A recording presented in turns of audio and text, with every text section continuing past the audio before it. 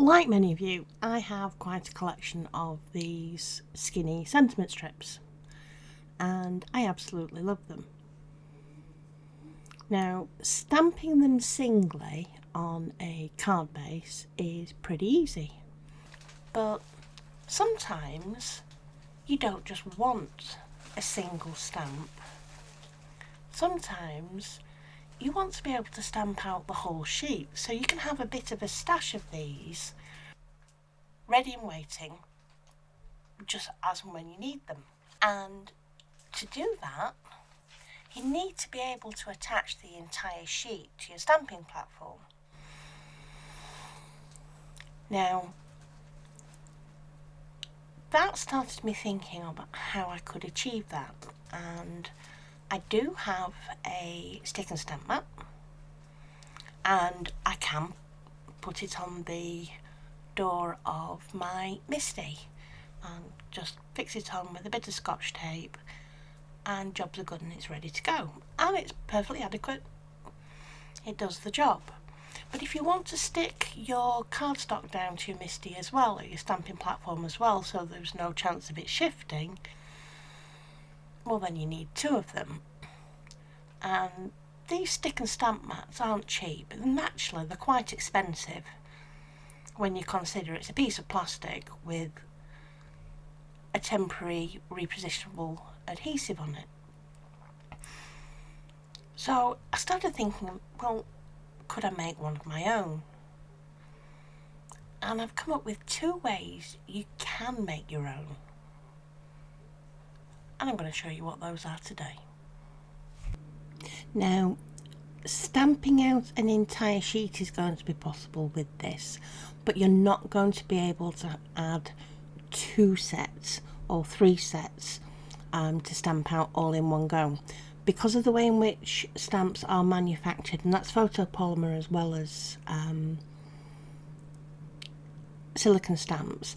There are always subtle height differences between stamp sets, and those subtle differences will mean that whilst you may get a good image from one set of stamps, the set next to it could be slightly different height, and they'll either be smushed and you'll have blurred images, or you'll be missing detail on them. So you really can only stick one set of stamps on your stamp press or your block at a time. I am going to do a review of stamp presses at a later date, but for today I'm just going to experiment using the Hampton Art Stamp Perfect. Now, I looked in my stash at what I could use to create the stick and stamp mat with, and I had two candidates. I had vinyl transfer release film or Frisk masket, and the first one I've decided to use is the vinyl transfer film. Now, I bought this from Amazon from a company called Vinyl Frog, and I use it normally to create masks for my stamps, for when I'm inking or when I want to create a scene, and it works really well. You can stamp your image out on your cardstock, put this on top, run it through your scan and cut, and you've created perfectly cut out masks really easily. And I wondered, if I took two sheets, stuck them together back to back with double-sided sticky tape, would it work? And it did, and it works really well.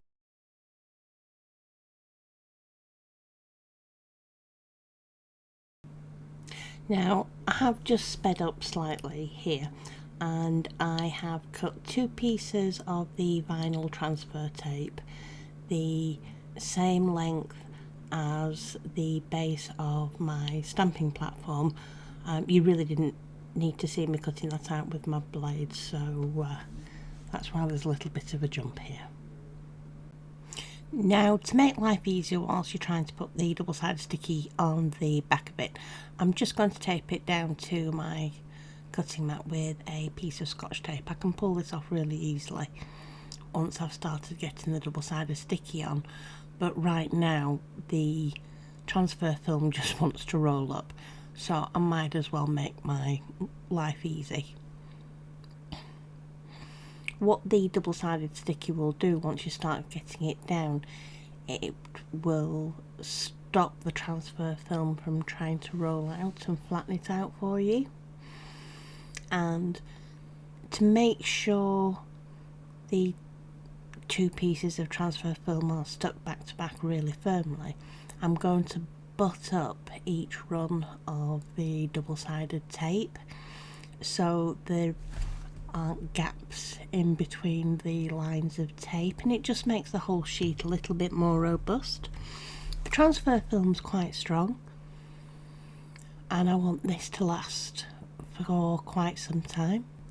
Now, what you could also do if you wanted to, you could print a grid on a piece of acetate, put the double-sided tape onto a piece of acetate to begin with, and then stick the transfer film to the acetate. Unfortunately at the moment I don't have my laser printer, that's in storage, but I will try this once we've moved, and show you what happens if you sandwich a piece of acetate in between the transfer tape, and that way you could put a grid in there with your most common card sizes, which I think would work quite well. Now, to stick the two sheets together, I'm going to peel off the centre piece of double-sided sticky first, and that'll just mean I can get the two pieces lined up more easily.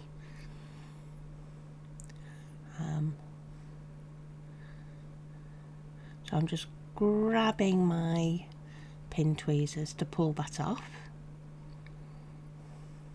and I keep these bits of the release paper, well, especially the larger bits for my double-sided sticky, because it can be really useful, and protect your fingers from ink when you're ink blending, and if you're making stickers or you change your mind about where you want to put something and it's got glue on the back, it just keeps your desk tidy. Now, if you don't want to just place the two on top of each other back to back, what you can do is create a hinge using some Scotch tape, and so it's just 2 or 3 pieces of Scotch tape on the edge of the piece. Butt up your other piece of transfer tape next to it, and there we go, and butt it up, press it down onto the Scotch tape,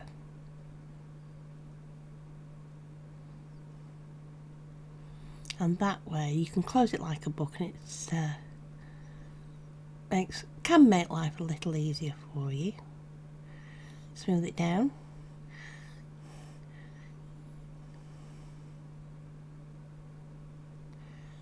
peel off the next piece of release paper,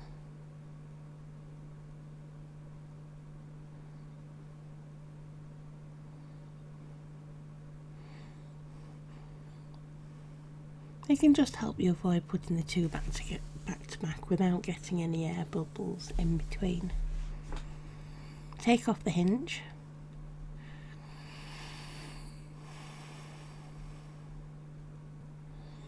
and then peel off this piece of release paper, and you've made your first stamp and stick mat. Keep the large sheets of release paper, that'll allow you to store your stamp and stick mat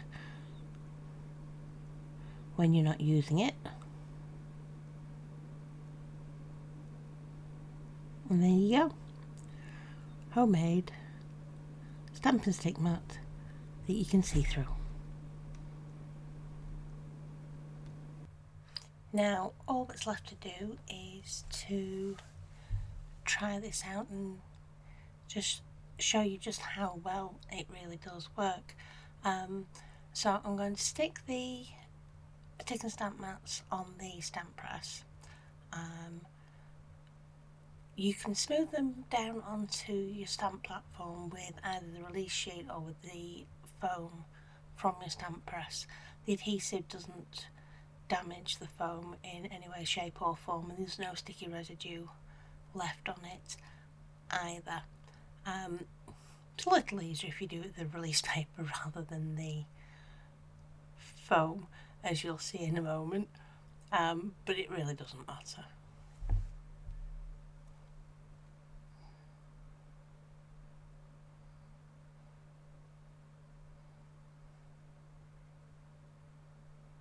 Utilising the foam to get the top stick and stamp mat exactly where you want it on the platform door is really helpful. Because the grids don't match on this stamp platform, it really does make life an awful lot easier.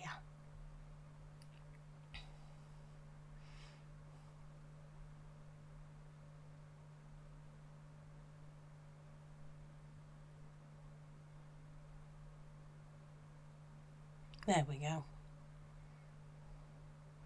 And you see it just pulls off so easily.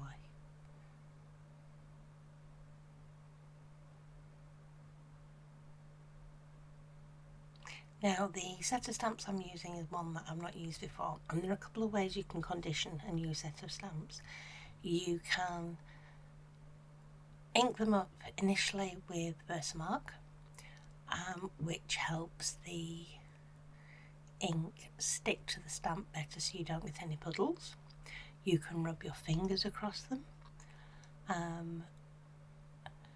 to take off that shiny, just manufactured surface. And some people I've come across that actually go across their stamps with a rubber. If you're going to do that, you need to be really careful, because you could take away some height and some detail on the stamp, and you don't want to spoil your stamp before you've used it. But occasionally I do use my Sakinico sand eraser on stamps that have particularly significant puddling issues.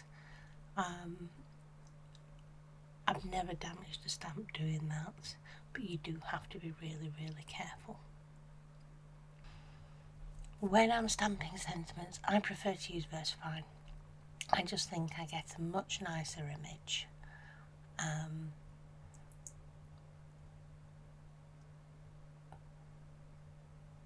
Memento works and it works absolutely fine. It's just the lines just seem a little bit crisper with Versa. It's one of those things, it's really down to personal choice. With crafting, there's always more than one way to achieve what you want to achieve, and there's no one way that's the right way.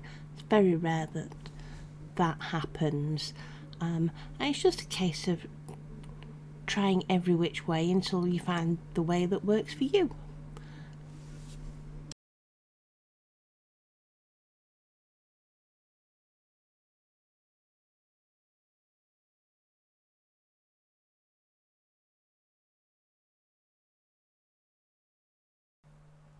Now, I don't have one of those newfangled stamp pushy downy things for your platforms. All I'm using is a bit of reclaimed wool, and there's my image. Well, thank you for joining me today. Oh, I nearly forgot. The other way in which to make the stick and stamp mat is to use Frisket masking, low tack masking tape.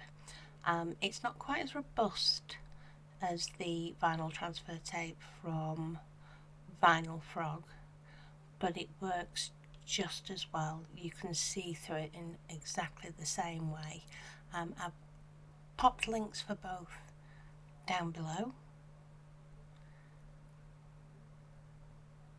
Well, I hope you've enjoyed the video today. I hope you found it useful. If you have, please leave a comment below and hit the like button and press subscribe. See you on the next one.